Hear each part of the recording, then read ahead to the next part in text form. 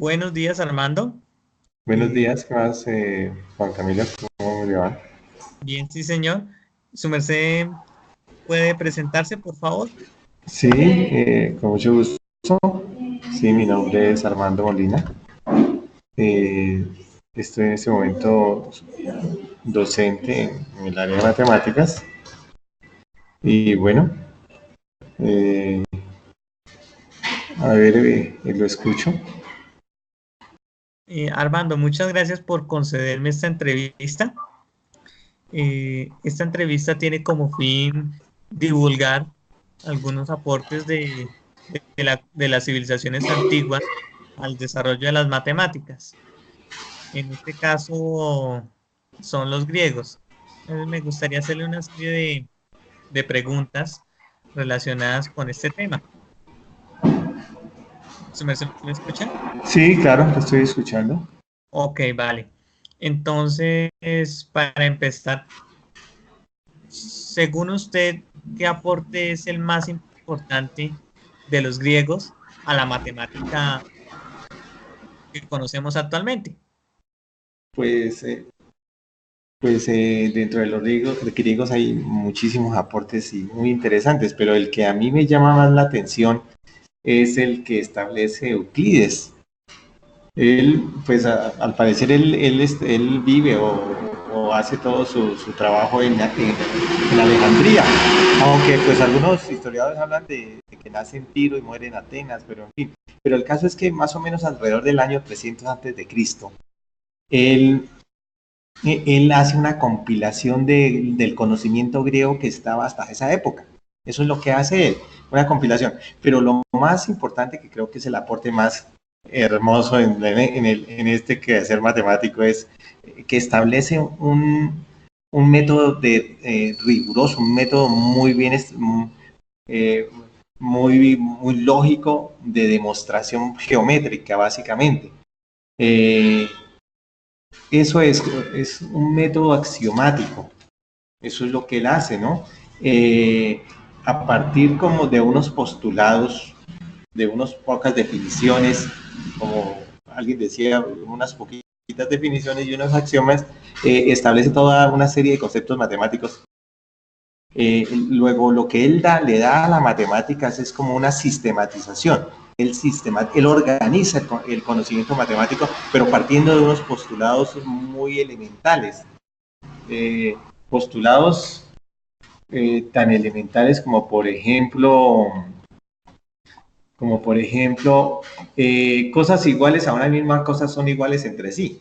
Eso es una cosa sorprendente, que uno dice, pues es algo tan elemental que uno, pues es evidente, no lo puedo yo refutar. O que si añaden cosas iguales a otra cosa igual, todos son iguales. Si se añaden cosas, cosas como que si se sustrae iguales a iguales, los restos son iguales, cosas así. Y todo, por ejemplo, Semejante. sí, por ejemplo, hay una cosa que es increíble que dice, todo es mayor que la parte, ¿no? Entonces eso usted no lo puede refutar, claro, el todo tiene que ser mayor que una parte de ese todo. Sí, Y claro. a partir de unos de postulados, nociones elementales que él llamó, crea una serie de, de definiciones y teoremas, como por ejemplo el teorema de Pitágoras, que es uno de los pero sale por allá como en el teorema de Pitágoras, después de una cantidad de definiciones lo logra definir. Pero es fundamental entender que lo importante del aporte de Euclides es la sistematización, la organización del conocimiento desde postulados muy simples, lo que él llama eh, el, la teoría axiomática de las matemáticas. Eso es lo que él hace. O sea, organiza un cuerpo de proposiciones matemáticas. Eso es en realidad lo que hace, organizar un cuerpo de proposiciones y unos axiomas. Pero hay un axioma que es la piedra en el zapato durante muchos tiempo para los matemáticos, que es el quinto postulado de Euclides. El quinto postulado es el que cuando los matemáticos deciden que eso como que tiene, que eso no es verdad, entonces nacen las geometrías euclidias, que es la base fundamental de teoría de relatividad y una cantidad de teorías modernas de ahora, ¿no? De con que funcionan estos celulares, con lo que funciona todo eso que está funcionando, ¿sí?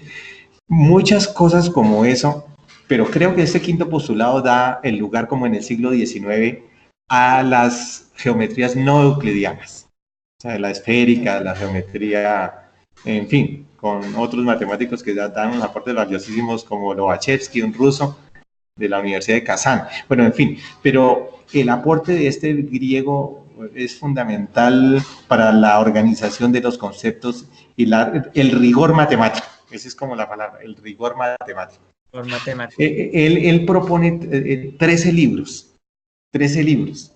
Los del 1 al 6 son conceptos elementales. Y una cosa muy bonita de estos 13 libros es que después de la Biblia es el texto mayor editado en la historia de la humanidad. O sea, merece que lo miremos todos, que todos revisemos eso, porque imagínense, después de la Biblia el texto más editado en la historia.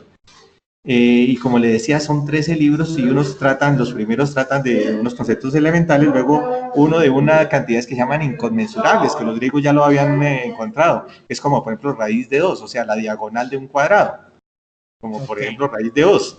Y hay otros textos dedicados, 3 textos dedicados a geometría y al final lo de los inconmensurables es un texto y lo de geometría son como 3 textos dedicados a la geometría. De modo que eso es un compendio con toda la ciencia que se conocía en matemáticas hasta ese momento.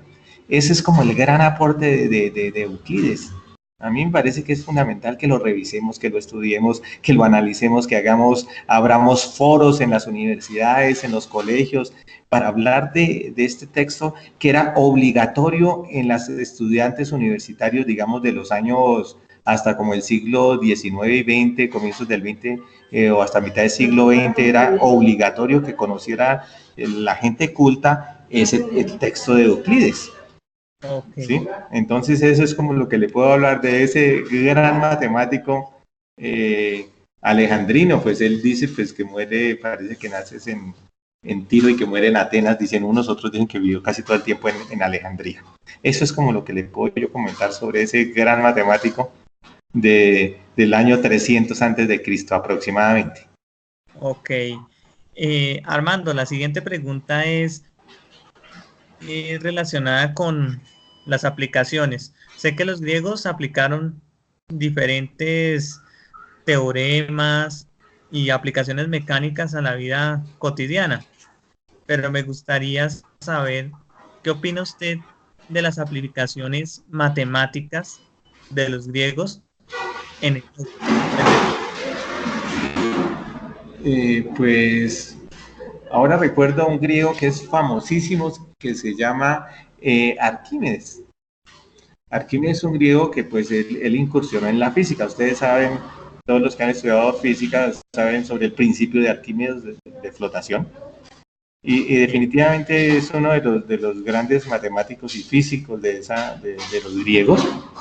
Y pues yo recuerdo a él como una persona que no solamente se dedicó a la matemática, sino que se dedicó a la matemática, a la filosofía y sobre todo a la mecánica. O sea, es decir, no solamente eso, sino que hizo ruedas dentadas y creo que, si mal no recuerdo, él es el padre del tornillo sin fin, una cosa que lo usan continuamente, ¿no?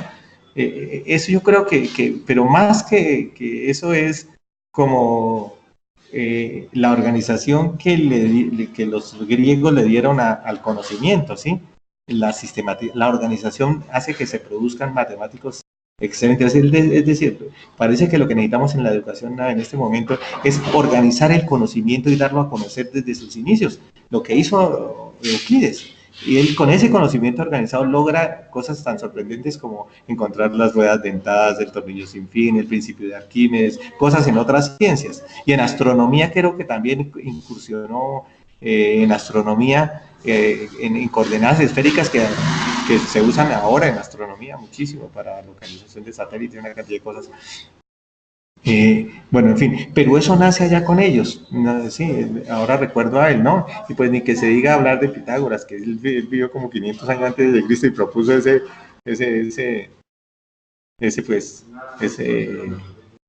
gran teorema de Pitágoras, ¿no? Que pues lo usamos todavía. Okay. Incluso en geometría esférica con algunos cambios se usa todavía. se usan Ok. permanentemente. Es sorprendente ver cómo estos griegos, su conocimiento llegó hasta nuestros días y es la base, todavía en la construcción de muchas de las cosas que hacemos ahora es base. La geometría plana es base todavía en la construcción. ¿Sí? Ya no funciona algunas cosas geométricas y algunas cosas de lo que ellos inventaron en mecánica, en física, en fin, es porque ahora estamos hablando de grandes velocidades, de grandes cosas, eso es lo que ha hecho que no, que esa geometría, pero sus principios siguen incólumes, son columnas fortísimas que tenemos que volver a ellos para que organicemos el conocimiento. Yo creo que el gran problema de la falta de investigación en este país es que no tenemos organizado el conocimiento, lo que sí hicieron ellos, organizar un conocimiento para llegar a dar grandes aportes a la humanidad. Y ni qué hablar de Eratóstenes, como cómo él desde su mesa de trabajo logra medir el diámetro de la Tierra. Luego Herschel, un físico del siglo como 18, 17, bueno, en fin, él logra pesar la Tierra desde su escritorio, que él dice, he acabado de pesar la Tierra desde el escritorio, porque también tenía organizado un conocimiento. En fin, y bueno, pues es lo que recuerdo ahora sobre esta maravilla de esa civilización. Ok, Armando. La siguiente pregunta es relacionada sobre la imaginación. Muchas veces necesitamos imaginar en matemáticas, abstraer demasiado los conceptos para ¿Sí? encontrar una solución a un problema. Y trabajamos a veces con las uñas, no tenemos calculadora, no tenemos computadora ni programas especializados. Entonces, ¿usted cree que los griegos desarrollaron más esa capacidad de abstracción e imaginación para solucionar problemas? Pues yo veo que ellos lograron cosas como con tan pocos elementos probatorios, lograron abstraer una cantidad de conceptos. Eh, una cantidad, pero como lo que estamos hablando, tanto en física como en astronomía, movimientos, eclipses, lograron predecir eclipses, o sea, una abstracción del conocimiento muy interesante como predecir eclipses. Y, y bueno, en fin, en astronomía ellos también son formidables, aunque la astronomía se desarrolla después con Galileo, con Copérnico, y bueno, en fin. Ok. Pero, pero es increíble cómo lograron abstraer el conocimiento, llegar a, como por ejemplo, llegar a encontrar, sin descubrir el cálculo, encontrar que el área bajo la curva x cuadrado es x al cubo sobre 3, cosas así. O sea, abstraer tanto, hasta esos puntos el conocimiento. Entonces yo creo que sí, ese método que yo le cuento de organización del conocimiento, eso hace que definitivamente la abstracción eh, y la búsqueda de ese conocimiento hace que esa abstracción como que florezca, como que se dispare, porque pues los grandes descubrimientos han sido a través de abstracciones, como los hoyos negros de Hawking, ¿sí? A través de abstracciones. Eso le cuento que yo los admiro definitivamente por su nivel de abstracción. Sí, sí, sí. Sí, no sé qué más le puedo comentar, pero hasta ahí estaría bien, ¿no? Oh, Sí. ok. Bueno, Ok. Estamos hablando de que en las aulas para aprender matemáticas nos falta más imaginación, podría decir. sí, ¿cómo? No le escuché muy bien. Por ejemplo, podríamos decir que para aprender matemáticas en el colegio, en la universidad o en otro centro de formación, lo que nos falta es más imaginación Sí. y ver los problemas en la parte geométrica y algebraica.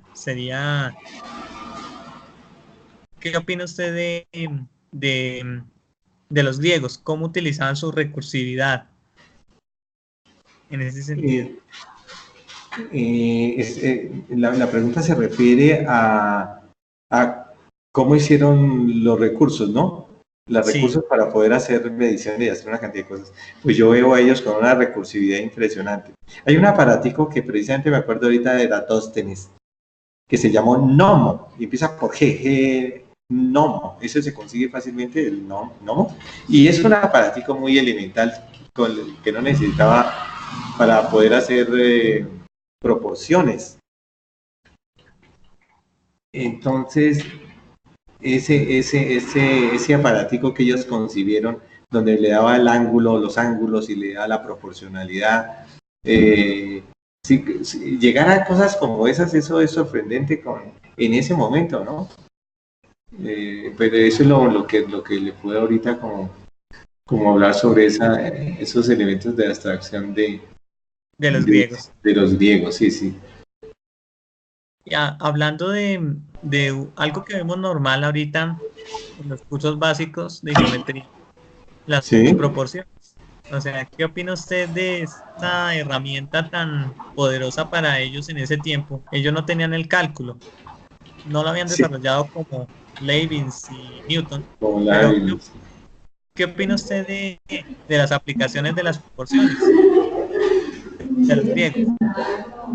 Con las proporciones, ellos la usaron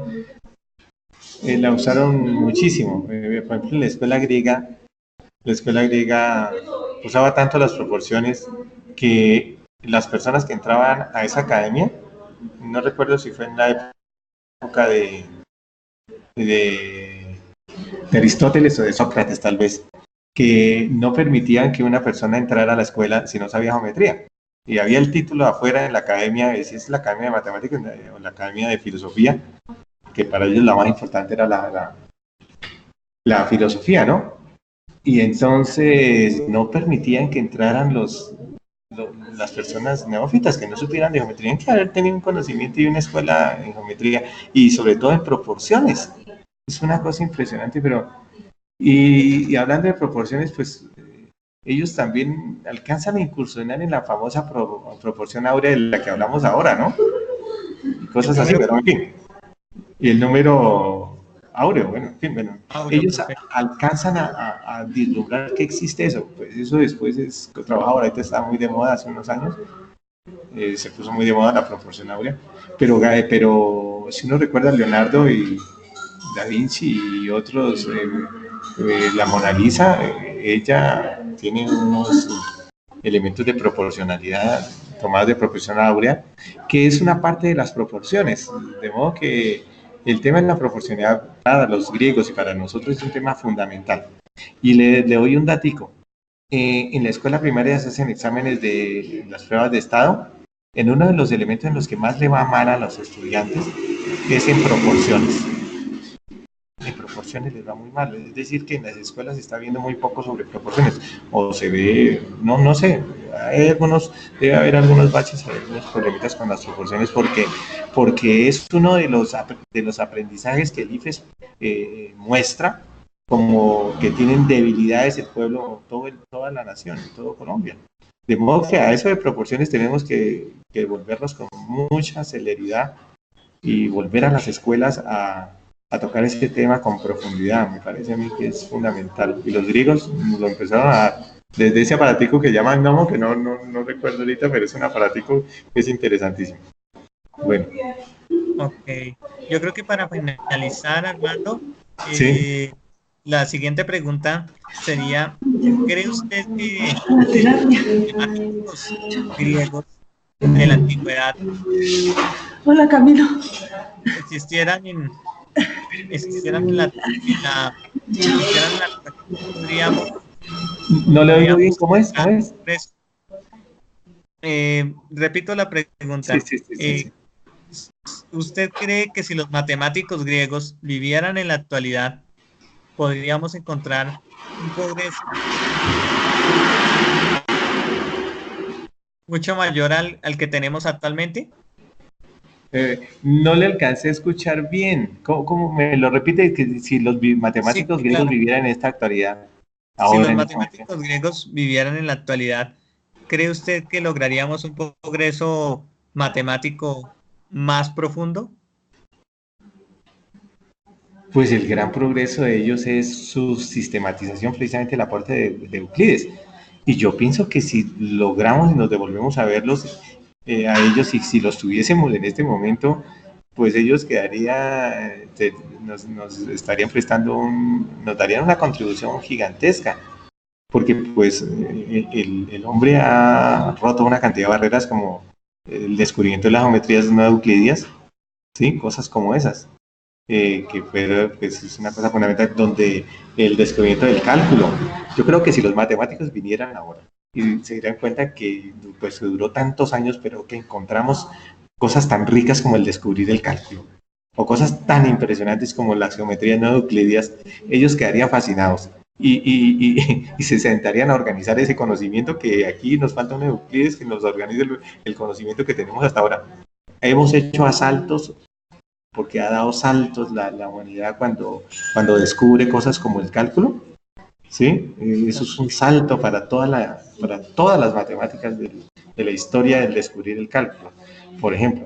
Pero digo, si ellos están en este momento, estuvieran en este momento, quedarían fascinados con el conocimiento que se ha logrado. Lo único que quedarían era habernos demorado tanto en ese conocimiento. Eso sí, se quedarían sorprendidos, pero nos aportarían demasiado, porque ellos tenían una escuela con una disciplina impresionante, que creo que es lo que nos falta a todos, es tener una disciplina y una escuela donde se hayan publicaciones continuas, haya axiomatización del conocimiento, en fin. Eso es lo que le puedo decir sobre lo que qué pasaría si los griegos estuvieran ahora. Esas dos cositas, ¿no? Ok, Armando, muchísimas gracias por su tiempo, su colaboración y quiero agradecerle por dedicar unos momentos para resolver esta entrevista, Sí, ya sí. que de distancia no podemos hacerla frente a frente, pero aprovechando las tecnologías de las TICs, como es Skype y los demás medios, Internet, podemos Sí. comunicarnos, dar a un elemento de divulgación matemática a Sí. toda la comunidad. Ok. Muchas gracias, Camilo, por Muchísimas gracias. concederme también esta oportunidad. Ok. Muchísimas gracias, Cuídese. Armando, por expresar sus valiosas opiniones y aportes. Y no siendo más, me despido de ustedes. Ok. Quien les habla, Juan Martín, estudiante de Juanma. segundo semestre de licenciatura en matemáticas, y el profesor Armando, Molina. matemáticas Sí. de profesor. Muchas gracias, Bueno. Armando. Bueno.